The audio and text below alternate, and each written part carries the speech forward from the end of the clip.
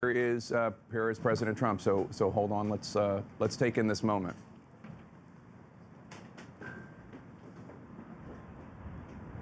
It's President Trump and First Lady Melania Trump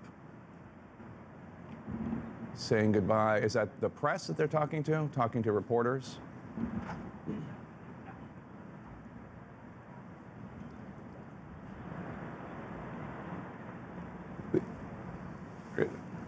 We will get the tape of what he is telling the press in a few minutes. It's something called what's tape turn. It's not being fed in live, it's taped, and then when we get that, we will bring that to you. It is the arrangement.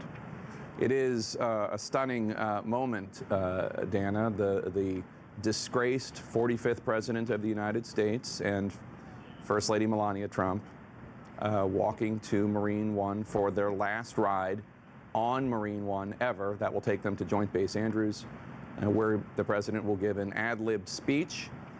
One can only imagine what he will say, and then they will fly to Florida. Dana. He looks small. He just looks like a small man.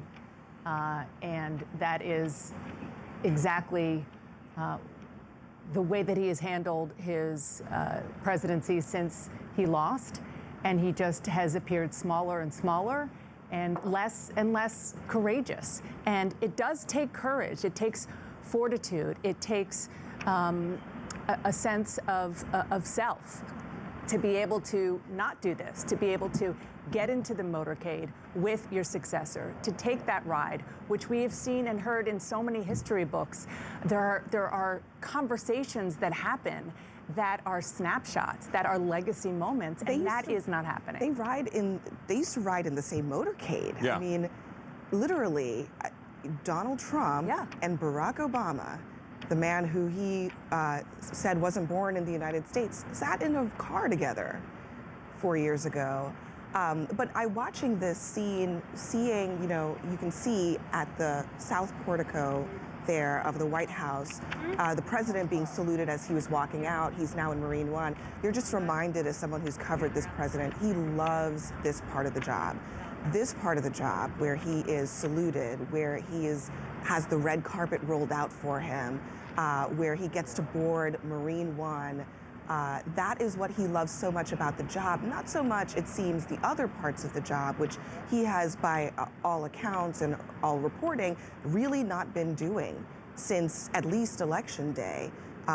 Really neglecting so much of the hard work of the presidency, but always wanting to have these moments where he's being treated with deference and being treated with the kind of pomp and circumstance of the job. That's what this is all about, even though there is so much grandeur to what usually happens at the Capitol with the outgoing president and the incoming president, and it is sad that we will be missing that today. Marine One, preparing to take off, President Trump, outgoing President Trump and First Lady Melania Trump aboard. The helicopter will take the first couple to Joint Base Andrews, where President Trump will deliver his final address as President of the United States. We are told that it will be an ad-lib speech. It is truly a historic moment. I have to say, there are tens of millions of Americans who are upset that Donald Trump will no longer be president, and tens of millions of Americans more who are relieved, and this moment could not have come quickly enough for them. Yep. A disgraced former president. We have not seen an incumbent president be defeated since George H.W. Bush. But George H.W. Bush carried himself with class and dignity. He was welcoming to Bill Clinton. They became friends. Van Jones, as a former White House employee, this is not a fun moment for a White House employee to see their former boss be defeated. But then again, there are a lot of White House employees who are very distressed with the ugliness that Donald Trump has wreaked on the country just since he lost. Yeah, well, I mean, a lot of former White House staffers, I think a lot of human beings, people who have, functioning brain stems and beating hearts, to watch what's happened to the country. But yeah, as you watch this thing lift off and go away, you got to imagine, for Muslim families who had a bullseye on their back, and you know, women who were afraid to wear hijab because the President of the United States said people who pray like you shouldn't be here, shouldn't be allowed into the country. Imagine how they're feeling watching this, that there's a repudiation, a complete repudiation of that approach. You know, the House, the Senate, and the White House given to a party that sees them as human beings. You think about all the immigrant families. You think about the babies snatched away at the borders. We still don't know what's going to happen to those babies. So this is I think a moment of relief for a lot of people. Wolf Blitzer?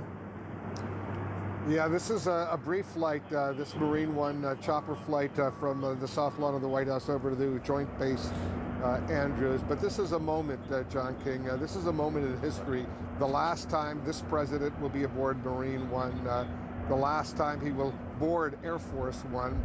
He will have a little bit, he'll have a little bit of a speech, I suspect. It looks like a tiny little crowd has gathered at Joint Base Andrews, but it looks like he's going to take a little tour over the city before he heads over to Joint Base Andrews.